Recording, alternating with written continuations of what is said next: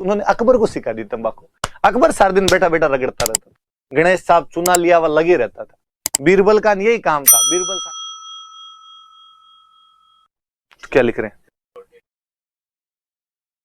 अरे और टाबरों, मैं अभी तुम्हारे सामने उपस्थित हूं, मैं अभी तुम्हारे सामने विराजमान हूं, इसलिए प्लीज कमेंट बॉक्स में कमेंट करना बंद कीजिए, मुझे देखिए और मेरी बातें सुनिए। ये रिकॉर्डेड नहीं है, मैं खड़ा हूं तुम्हारे सामने। रिकॉर्डेड तो कब के पड़े हैं किए हुए, रिकॉर्डेड देने तो वो दे देता हूं।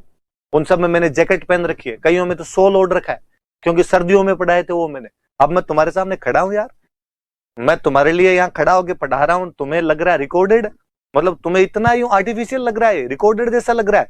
हे भगवान, अल्लाह माफ करें इन टाबरों को, ऐसी कैसी बात कर सकते हैं ये। लो तो एक जोरदार सी बात सुनो तो फिर तुम्हें लगेगा कि रिकॉर्डेड नहीं है।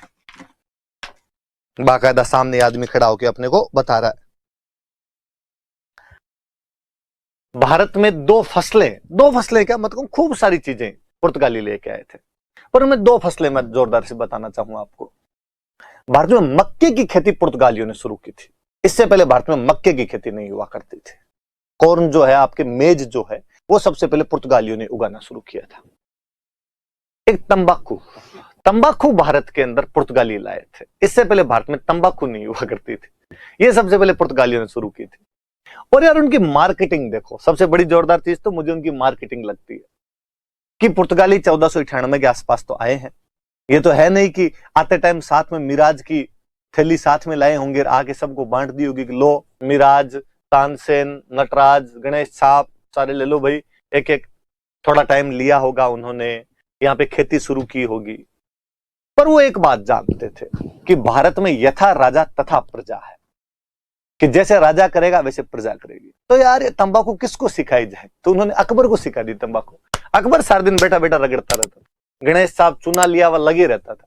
बीरबल का यही काम था, बीरबल सारा दिन उसको यूं गणेश साहब रगड़ रगड़ के दिया करता था और अकबर उसको खाया करता था। अकबर नहीं, जहांगीर भी खूब सारी तंबाकू खाया करता था। सारे दिन मिराज नटराज अपनी जेब के अंदर ही रखा करता था। तो आप में से जिन जिन लोगों के जेब में अभी मिराज और नटराज है, वो बोलो थैंक यू पुर्तगालियों कि तुम्हारी वजह से हमारी जेब में मिराज और नटराज आई। वरना रात को जब नींद आ रही होती है और अपने लगता है तो नींद आ जाएगी, पढ़ेंगे कैसे? तो वो जो उन विचारों को तरंग प्रदान करता है, वो जो पदार्थ है, वो भारत के अंदर लाने वाले कोई थे, तो वो कौन थे? तो वो पुर्तगाली थे। तो किसकी खेती भारत में शुरू की थी? तो बेसिकली उन्होंने एक तो मक्के की और एक तंबाकू की, दो तो लिखो। ये तो है, लो मैं जोरदार सी चीज बताऊं, ये तो याद करने वाली बात है यार, सब्जेक्ट के अंदर लिखा हुआ है तो याद करना पड़ता है आपने। और चीज बताता हूं, देखो भारत में आलू यही लोग लेके आए थे। इससे पहले भारत में आलू नहीं था। और सुनो, शकरकंदी भारत के अंदर यही लेके आए थे। इससे पहले भारत में शकरकंद नहीं थे। और जोरदार चीज, भारत में मिर्च यही लाए थे। इससे पहले भारत में मिर्च नहीं हुआ करती थी। तो आप कहोगे कि सर फिर सब्जी में क्या डालते थे? तो सबसे बड़ा सवाल तो यह है, क्या सब्जी बनाते थे? सब्जियां कहां पड़ी थी रे, राबड़ी के साथ में टाइम पास हो रहा था यहाँ पे। और फिर भी यदि सब्जी में डालनी होती तो काली मिर्च हुआ करती थी, अपने काली मिर्च डाला करते थे। ये लाल मिर्च वाला जो पाउडर है ये अपने होता ही नहीं था। और ये दिलीप सर ये तो बताते ही हैं कि कई साल पहले तक गांव के अंदर सब्जी बनाने के बाद ऊपर से मिर्च डाला करते थे। जैसे नमक कई बार कम पड़ जाता, अपने कहते हैं लाओ नमक लाओ, थोड़ा नमक और डाल लेते हैं, वैसे मिर्च ऊपर से डाला करते थे। तो मिर्च वाला कंसेप्ट अपने हुआ ही नहीं करता था। और ये तो अपने आज भी गांव में डोकरियों कहते हुए मिल जाएंगे कि मिर्चियां खानी तो अंग्रेजा सिखाई। पहले वाले अपने दूध दही खाया करते थे इसलिए हट्टे कट्टे थे। आजकल वाले टाबरों तुम्हें केवल मिर्चें चाहिए और कुछ ही नहीं चाहिए। और इस चक्कर में तुम इतने दुर्बल निर्बल से हो गए और इसलिए अंग्रेजों ने अपने देश पे कब्जा कर लिया था। ये चाय अंग्रेज लेके आए थे, ये मिर्चें अंग्रेज लेके आए थे। पहले हम नहीं खाते थे, पहले हम एकदम ऑर्गेनिक फूड ही खाया करते, सब सीधे जड़ मूल फल फूल कंद लेके आते, उनको ही खाया करते थे, दूध दही खाया करते थे। तो खूब सारी चीजें याद रखना। और मुझे लगता है कि यार ये आलू नहीं लेके आते तो भारत वाले सब्जी किसकी खाते? अब तो भारत का राष्ट्रीय व्यंजन है आलू यार, लगभग सबका फेवरेट होता है। मतलब कुछ एक ही लोग होते हैं जिनको आलू की सब्जी अच्छी नहीं लगे, बाकी आलू की सब्जी अच्छी लगी जाती। और फिर अपने तो सारे स्टूडेंट हो रहे हैं, पीजी में रूम लेके हॉस्टलों में और रहते हैं, और अपने तो पीजी वाली आंटी, हॉस्टल वाले भैया जो भी सब्जी बनाते हैं उन सब्जियों में आलू पक्का है। आलू के अलावा उनकी कोई सब्जी नहीं होती। इवन मैंने जयपुर में आके देखा, ये लोग कड्डी में आलू डाल देते हैं यार।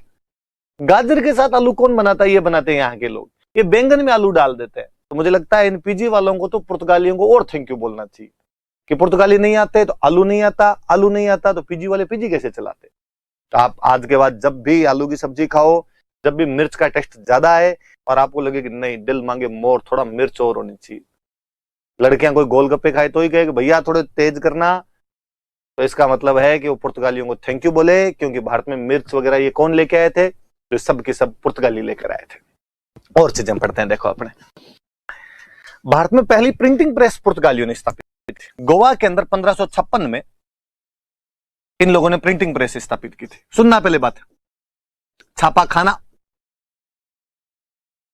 हिंदी में बोलते हैं छापा खाना, इंग्लिश में अपने के दो प्रिंटिंग प्रेस 1556 में। तो कल मैं एक चीज बता रहा था कि यूरोप वाले जितने ही लोग आए थे, इनके पीछे तीन चीजें काम कर रही थी। Gold, glory, gold. सोना प्राप्त करना है, व्यापार करना है अपने को, यहाँ पे कब्जे करना है, अपने देश को ग्लोरी मिले, और ईसाई धर्म का प्रचार प्रसार करना है। अब साहब ईसाई धर्म का प्रचार प्रसार करोगे तो बाइबिल बांटनी पड़ेगी। अब जब बाइबिल बांटोगे तो कितने की बाइबिल पुर्तगाल से लेके आओगे? फिर का प्रिंटिंग प्रेस लगाओ रे कि यहाँ पे यही बाइबिल छापो और यही लोगों को बांटो। तो फिर लोगों को यहाँ पे बाइबिल वगैरह बांटा करते थे, धार्मिक साहित्य बांटा करते थे। पर अपने तो काम की चीज है, अपने वाले भी सीखे कि साहब ये भी कोई चीज होती। 1556 में इधर हमारे मुगल बादशाह अकबर का राजतिलक हो रहा था और उधर पुर्तगाली गोवा के अंदर प्रिंटिंग प्रेस बनाकर धड़ाधड़ बाइबिलें छाप रहे थे। तो भारत में प्रिंटिंग प्रेस की शुरुआत करने वाले भी पुर्तगाली थे। 1556 में इन्होंने गोवा के अंदर प्रिंटिंग प्रेस की स्थापना की थी। देखो